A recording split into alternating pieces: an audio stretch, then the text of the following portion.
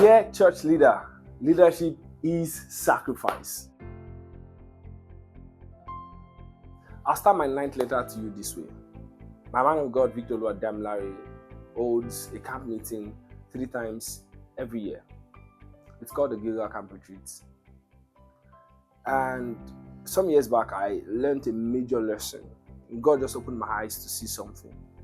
Depending on the instructions for the particular camp meeting, the schedules differ from one camp meeting to the next. Sometimes we have long sessions as long as 7 hours in one session. We have rest time, on and on. Some other times you have portions of 6 hours and you have 5 hours break, 6 hours, like that.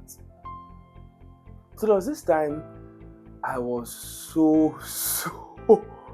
I was overworked prior to Gilgal.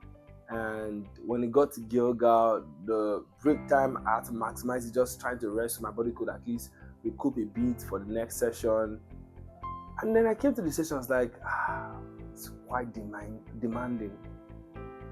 And then it dawned on me that while I came into the next session, as someone was coming to just partake, and so I just came, okay, Lord, I'm here again, have your way, bless me with your word, energize me to pray, and then things like that.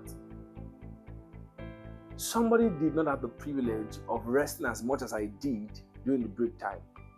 In fact, from what he shared with us, he really gets to stay an hour resting within those break time.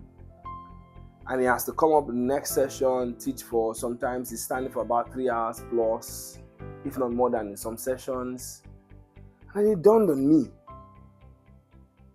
when you're the one leading, the responsibility is more. So we have the morning session, let's say it ends by 12 p.m. and we have next by 6 p.m. I could go gist the beat, spend some time praying, go rest for about 2 hours, get refreshed, come out. Somebody, once it's done with the first session, needs to start trusting God for clarity on how the next session should go. Yes, some instructions may have come months before time, but you're just about to go into administration. You've got to at least spend some time with the Lord, getting final instructions. Somebody's got to pay that sacrifice in doing that. And so while others might be chatting away, doing other things, because they're just going to come, show up, and yes, let the will of God be done, somebody's got to prepare in partnership with God for the next session. That's what leadership is about. Leadership is sacrifice. Dear church leader, leadership is sacrifice. You've got to be ahead. It's responsibility on you to do more than others. Yeah, maybe not the physical work more than others, but you have to do more than others, some way, somehow. Whether it's in making more spiritual investments, however it's in taking the lead in terms of givings, you've got to do much more. That's why you are their leader. Leadership is sacrifice. 2 Corinthians 12:15. And yes, there's a context to this, but I like that verse so much, especially from the King James. Paul says, I would willingly spend and be spent for you. I would willingly spend and be spent for you. He was writing to the church in Corinth. It's like a mother. She's willing to sacrifice for her children. Many years ago, I saw something, and you learn from the things God gives you the privilege of seeing. If you've seen these swings that the children like to play with, and so a mom puts the child on the swing and then pushes the child, as long as the child is smiling and having fun, the mom is fine. And not just for moms, also dads. You're pushing your child, just the joy on your child's face.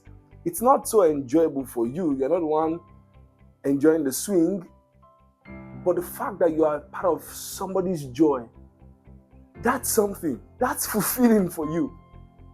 And so Paul, as it were, like a parent would do to a child, says, I would willingly spend and be spent for you. And so Jesus says in John 10 about the Good Shepherd, who he is. He said, the Good Shepherd is the one who willingly gives himself up for the sheep. It's not like the one who is hired who runs away when he hears that a predator is coming. Leadership is sacrifice. Dear church leader, I want you to get conscious of this. Willingly flow in sacrifice. Let your life, let your conduct show sacrifice. Not just as an example, but you need it for your own life, for your own work, for your responsibility. Because if you don't have a consciousness for sacrifice, there are many things you run away from. And it's going to affect the work. It's going to affect the team. A call to leadership is not a call to go sit down and get comfortable. No, it's a call to work. And that work demands sacrifice. If it's going to work in your hand, it demands sacrifice upon sacrifice upon sacrifice. I know this has blessed you. Leadership is sacrifice. Please share this as many people as you can. Let these words go far. Let these words spread. These are words of life that will change the lives of many men and women across the globe. And don't forget, it's not just about listening to it. Ensure you start applying yourself to it right now. Leave a comment, and yes, you can like the video so YouTube algorithm shares it with much more people. Thank you so much. I love you. God bless you. I'll see you in the next letter. Grace and peace.